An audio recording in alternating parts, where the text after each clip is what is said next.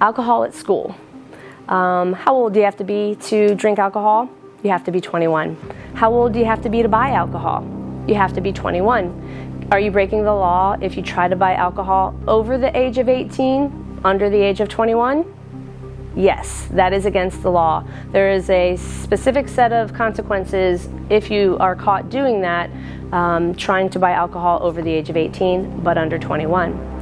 If you are caught with alcohol at school, you should know that if you just possess it, if you're caught drinking it, if you're caught trying to sell it or give it away, there are a lot of different consequences that you could be subjected to. The least of all is being expelled or suspended. And then in the worst case scenario, you could be facing legal consequences for just having alcohol on school property. So the reality is the majority of teens in Marion County are not engaging in alcohol consumption. It might seem that everybody you know is doing it, and it could be true that everybody you happen to know engages in this behavior, but it doesn't mean that everybody's doing it. The human brain develops until about the mid-20s. And alcohol has a negative impact on your brain development. At this stage of your brain development, it's really, really important that your brain develops the right way. And introducing an addictive substance like alcohol is going to disrupt your neural pathways. And so you might not end up being as smart as you could have been because you introduce alcohol into this crucial time of your brain development. So what part of the brain does alcohol really affect? It's going to affect your prefrontal cortex. This is the last part of your brain that develops, and this is where all your maturity and good decisions come from. So it's really important that we don't negatively impact this part of our brain, because this is what is going to get us through the rest of our lives. Another part of the brain that's affected by alcohol consumption is the hippocampus. The hippocampus is responsible for learning and memory, two really important components of brain function, especially while you're in school. So you probably don't know too many people who are engaging in traditional cigarette use. And I'm talking about a pack of cigarettes, you light it with a lighter, you inhale the smoke into your lungs. Most people your age are engaging in vaping and e-cigarettes, which is a completely different platform for getting nicotine into your blood system. There's a common misconception that there are e-liquids and carts and pods that are nicotine free, and this is kind of true, but it's very misleading. So when somebody says that a cart or a pod is nicotine free, there is the probability of trace amounts of nicotine being found in that cart. Over time, exposure to even trace amounts of nicotine is enough for your body to build up a physical dependence to it. Within 3 or 4 months of using a 0 or very low quantity nicotine vape product, your body could become physically addicted to nicotine. What's going to happen if your if your battery dies or you run out of carts? You might be then tempted to pick up a traditional cigarette and light it up and smoke it because your body needs that nicotine fix. And therein lies the deceptive marketing practices of the tobacco companies that are trying to get you hooked on their products. So vape products include any electronic device used to ingest a nicotine substance. Juuls, Puff Bar, Fumes, Vuse. There's a plethora of different types of devices that you can use, but they're all considered vapes or e-cigarettes, and they all fall under the law of Tobacco 21. So in the state of Florida, you have to be 21 years old to purchase any type of tobacco, vape, electronic cigarette, nicotine product.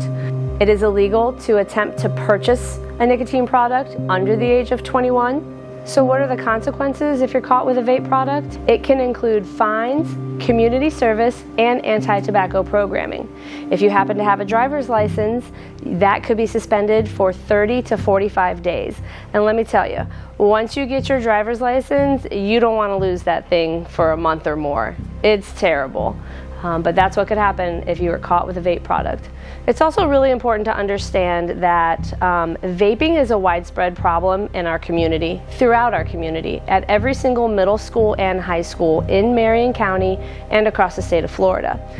Every single adult, administrator, teacher, SROs at every school in the county understands how bad the problem is.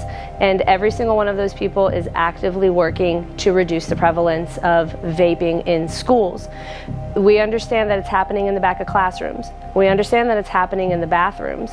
We understand that it's happening in the hallways as you're changing classes.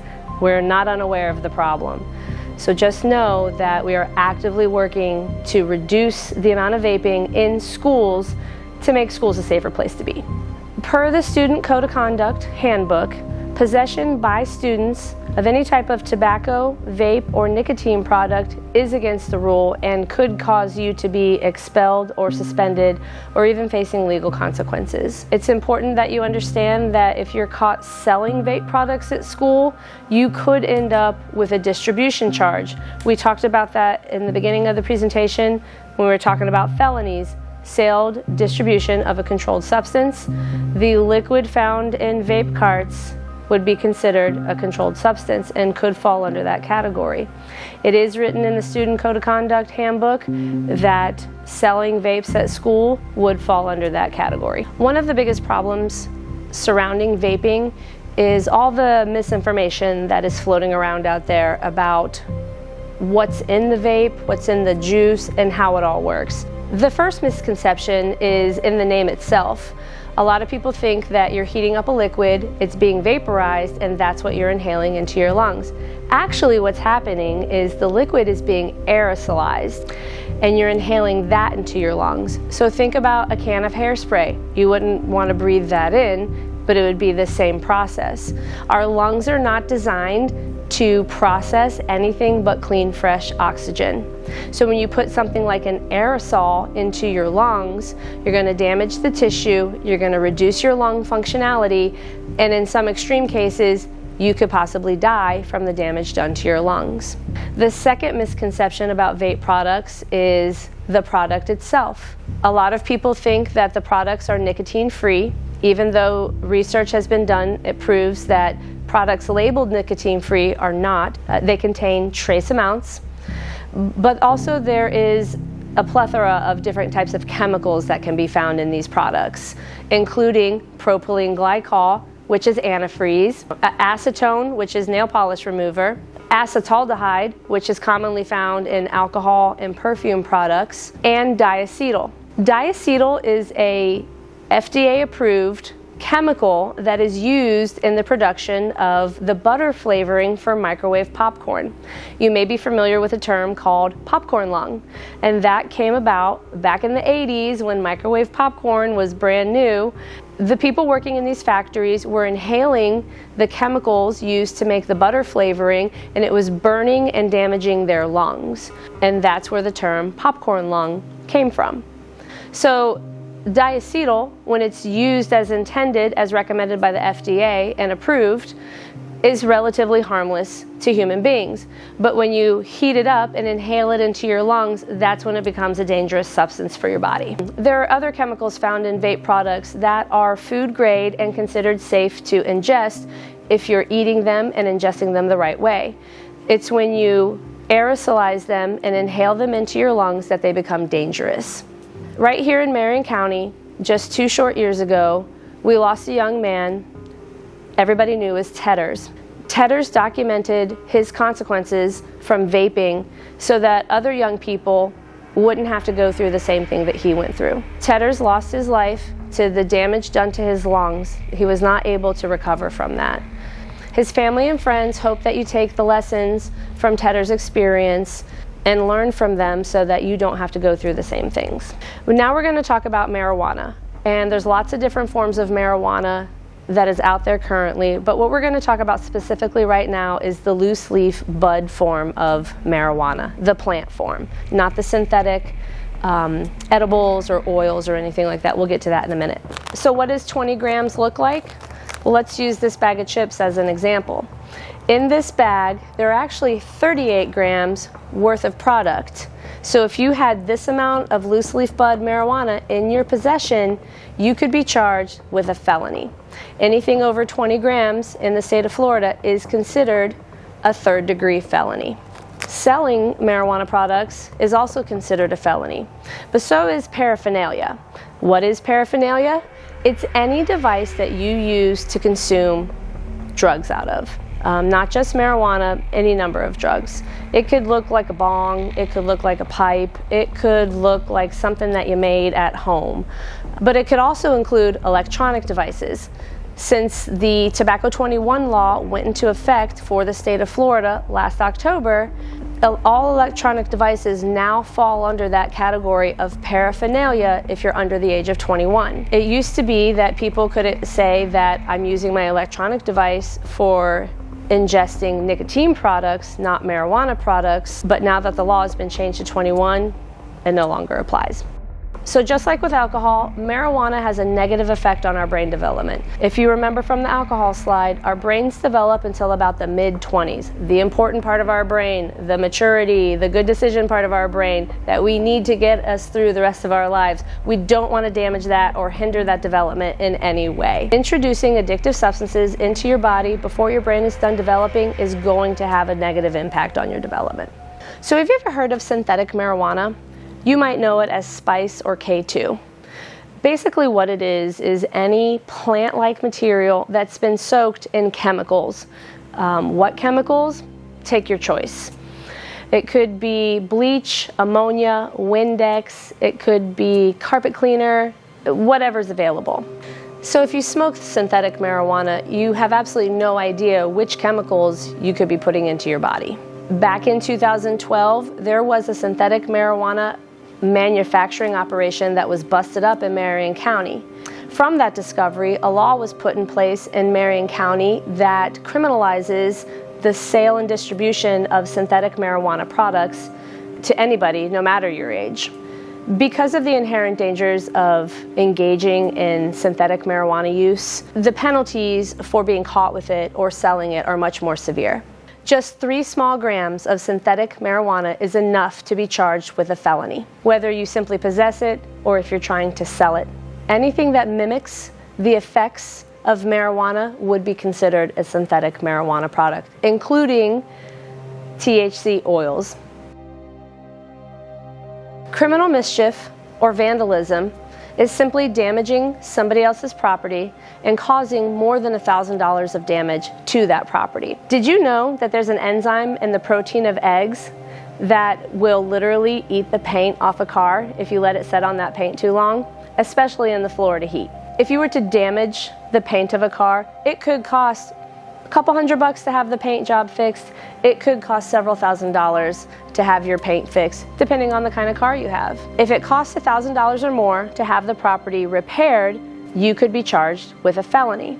So if you're a senior and you're thinking about a senior prank, keep in mind, if you damage property that costs more than $1,000 to repair, it could result in a felony, and that would be a terrible way to end your school career. Damage under $1,000 would be considered a misdemeanor, but there are still legal consequences involved with that. Another type of property crime is called grand theft. There's lots of different levels to theft. Petite theft would be under $200. Petty theft would be $200 to $749. Grand theft is anything valued at $750 up to $950,000. That's a big threshold. You could be charged with grand theft for stealing an iPhone or stealing a Tesla. Speaking of stealing cars, Grand Theft Auto, not just a fun video game. If you're caught stealing a car, if you're caught in a stolen car, or if you're simply just a passenger in a car that you didn't steal but somebody else stole, you could be charged with Grand Theft Auto. It doesn't matter the valuation of the car, if it's a new car or an old car or a piece of junk car. If it's not your car and you don't have permission to be driving it or be in possession of it, you could be charged with Grand Theft Auto. So consider this. Let's say that you take your parents' car without their permission, and then you happen to damage that car or damage property while you're out joyriding in this car you don't have permission to be in. In order for your parents to use the car insurance that they pay a lot of money for, they're going to have to report that car stolen. And that could lead to you being charged with Grand Theft Auto by your parents because they need to repair their car or repair the damage done when that car was being used without their permission. Now we're going to talk a little bit about house parties. Everybody loves a good house party, right? In this instance, what we're defining as a house party is any party where people under the age of 18 are engaging in alcohol consumption and possibly drug use. In that instance, do you think the people that own the house, probably your parents, could be charged with a crime? Absolutely. The answer to that is yes, they could be. Your parents could be charged with the delinquency of a minor for every single young person who is found at that party, whether they're consuming alcohol or drugs or not. As a matter of fact, your parents don't even have to know that a party's happening at all for them to be charged with a crime. It is a first-degree misdemeanor for any adult that allows a house party to take place on their property where alcohol or drugs are being consumed by people under the age of 18, with or without their consent or knowledge. Let's say a young person from that party leaves the party, drives home, and injures either themselves or somebody else on the way home. Do you think your parents would be charged with a crime for that? If you said yes, you'd be correct. And if that wasn't bad enough, if your parents happen to be charged and convicted of these types of crimes, that opens the door for civil litigation. What that means is the parents of the other young person could then come back and sue your parents in civil court. So I hope you've enjoyed the presentation. I hope that you've learned some things. I hope that some misconceptions have been cleared up for you. Thank you so much for your time and for allowing me to be here today.